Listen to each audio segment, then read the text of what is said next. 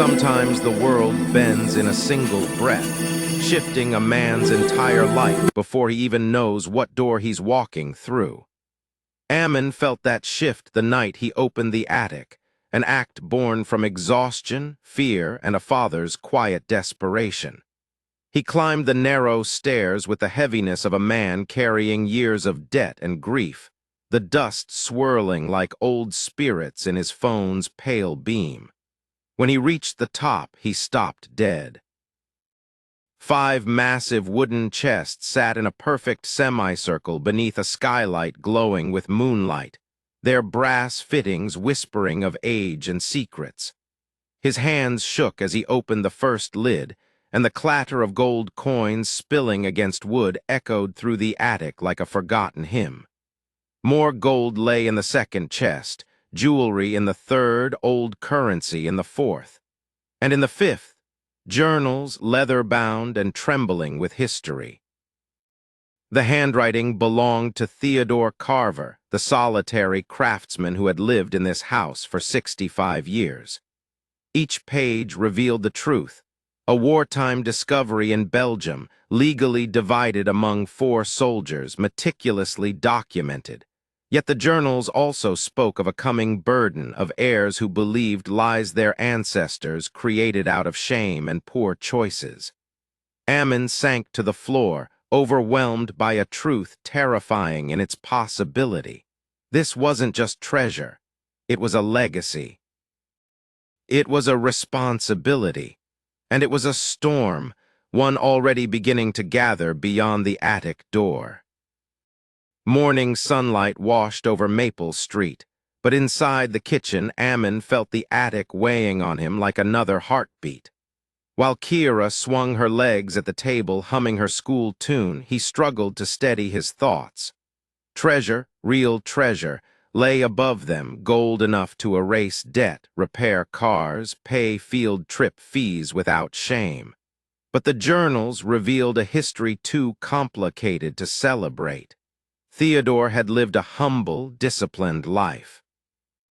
His neighbors remembered him as the man who restored heirlooms with gentle hands and quiet pride. Yet behind his modest lifestyle was a story born in wartime rubble, a discovery that had shaped 4 families in drastically different directions. One soldier, Antonio, became a restaurateur. Another, Serge, a carpenter. Theodore himself had built a life of generosity and skill. But Friedrich, the 4th, had gambled everything away and rewritten the narrative as betrayal. 3 generations later, his descendant Preston carried that poisoned belief like a birthright. And somewhere beyond the kitchen window, Ammon felt the world leaning in, rumors stirring, secrets shifting. After dropping Kira at school and enduring another grueling shift at the warehouse, he returned home to find himself unable to ignore the attic's pull. That night, with the weight of bills crushing his shoulders and his daughter's trust filling his heart, he stood before the attic door again. The handwritten note opened the attic, fluttered softly. Not a warning, a preparation. A line drawn by a man who knew the future inheritor would need both courage and clarity before facing what waited on the other side. Ammon spent nights reading Theodore's journals by lantern glow, letting the old man's life unfold like a film across the attic's silent air. He learned of Theodore's childhood in Belgium, of war tearing his family apart, of crossing the ocean with nothing but skill, discipline, and a heart hungry for purpose. The journals revealed moments of quiet grace, a widow whose rent he paid, a veteran whose father's watch he restored free of charge, a scholarship handed to a struggling student. But interwoven with these acts of generosity was the truth buried beneath decades of dust. The gold discovered in a hidden Nazi bunker during final sweeps in 1945. Legal documents, military signatures, clearance forms, all confirming that the fortune had been declared unclaimed enemy salvage, divided equally among 4 soldiers. It should have ended there. A clean line. But Friedrich Weber refused to accept responsibility for losing what he'd been given. His lies fermented into family legend, poisoning generations. And now Preston, groomed on resentment, was circling Ammon's home like a predator sensing blood in the water. That first knock on the door came on a cold evening. Preston, dressed impeccably, armed with a polished smile and a false title, antiques dealer. His eyes searched the entryway with a hunger too sharp to hide. He offered help, but every word carried weight, implication, pressure. After he left, Ammon's chest tightened with dread. He installed cameras the next morning. He slept lightly, listening for cars idling outside. And as the house creaked through the night, he realized Theodore's journals weren't simply memories. They were instructions, warnings, preparations for a storm Theodore had spent 40 years anticipating. The storm broke in the form of a thick envelope delivered by courier. Lawsuit, allegations, claims that the treasure was stolen from the Weber family, that Theodore's will was fraudulent, that Ammon had knowingly purchased a home containing misappropriated assets. His hands shook as he read each line. He had barely kept the lights on for months. How could he survive a legal war born from history he had never lived? He called Veronica Ashby immediately, and her steady voice anchored him through the panic. She explained everything Theodore had put in place. A legal defense fund created decades earlier, meant specifically to protect whoever inherited the house. Theodore had known, long before his death, that Friedrich's descendants would come clawing for what they had lost through their own choices. Veronica and her firm prepared a strategy, methodical, precise, rooted in the undeniable evidence Theodore had preserved. But as reporters began to appear, as neighbors whispered, as Preston prowled the street, Ammon felt fear nesting deep in his bones. Kira sensed it too. One night she crawled into his lap asking if he would have to go away. He held her tight and promised he wouldn't, not for treasure, not for anything. When Mrs. Abernathy brought over casseroles and quiet wisdom, he felt something steady form inside him. This wasn't about gold anymore. It was about truth. About protecting the home he had promised his daughter.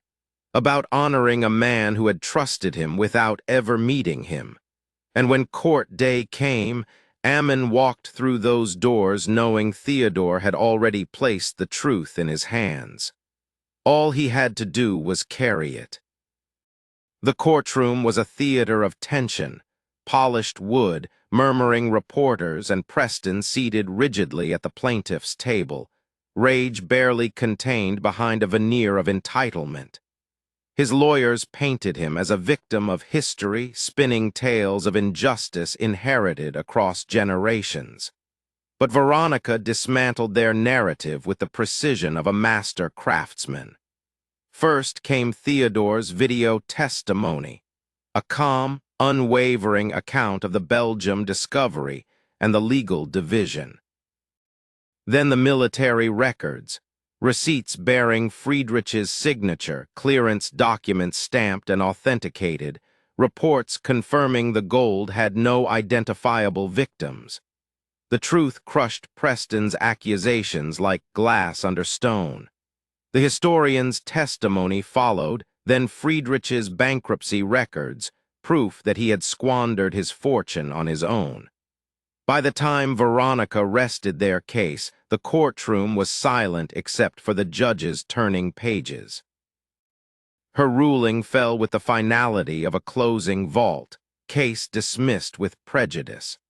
Preston erupted, shouting accusations at the court, at Ammon, at history itself. But it was over. Legally, permanently. Outside, rain softened the pavement as Ammon stepped into the open air, feeling something inside him loosen for the first time in years. He picked up Kira from school early, lifted her into his arms, and told her they were safe now. Truly safe. That night, exhaustion finally caught up with him, but so did something deeper, gratitude.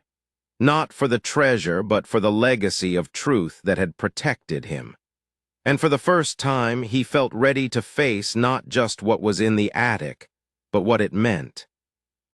When Veronica called him back to her office a week later, she handed him another envelope, one Theodore had left to be delivered only after all legal challenges ended. Inside was a letter written in shaky but deliberate handwriting. Theodore's words reached across time like a hand on Ammon's shoulder. Wealth means little if it sits still. Let it move. Let it heal. Let it help the way life once helped me. Along with the letter was information for a legacy fund, a separate account built not from the attic gold, but from Theodore's own earnings and investments. Its purpose was clear. Use the yearly returns to help people who needed a lift, quietly and without recognition. Ammon felt tears sting his eyes. Theodore had trusted him to continue a mission born long before he ever walked into the house. That evening, he returned to the attic, not to take anything, but to understand. The chests were exactly as he left them, the journals stacked neatly. The pocket watch, inscribed with carry time wisely, glowed faintly in the lantern light. He realized then that Theodore never meant for the attic to be a vault of wealth. It was a vault of lessons, of character, of choices. Days later, he used the legacy fund for the first time, paying for car repairs for a single mother whose situation echoed his own past. Then for a veteran overwhelmed by medical bills. Then for a family on the verge of eviction, all anonymous, all quiet. The gold in the attic remained untouched, its purpose now symbolic. But Ammon felt something shift inside him each time he helped someone unseen. It wasn't just charity. It was becoming the man Theodore believed he could be. Spring settled over Maple Street with warm breezes and soft colors, transforming the house from a place of burden into one of belonging. Ammon restored Theodore's old workshop in the basement, sanding the benches, arranging tools, learning the patience of steady hands and careful craftsmanship. The night shift at the warehouse was gone. College classes filled his mornings, while the afternoons were devoted to Kira, whose laughter now filled rooms once haunted by grief. He helped more families quietly, each act a ripple of goodness Theodore had started decades before. Mrs. Abernathy noticed the changes before anyone else, the lighter steps, the steady smile, the sense of purpose that had replaced survival.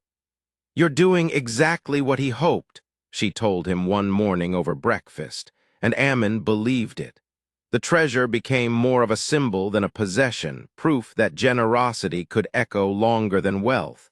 Sometimes, late at night, Ammon returned to the attic not to check the chests, but to sit beneath the skylight and read. He found comfort in Theodore's handwriting, in the reflections of a man who had survived war and chosen kindness instead of bitterness. The house felt different too, warmer, fuller, as if Theodore's intentions still lived within its walls. The attic door stayed locked, not out of fear, but out of respect. Because opening it had changed Ammon's life once, and now he understood it wasn't the treasure that mattered. It was the man he had become because of it.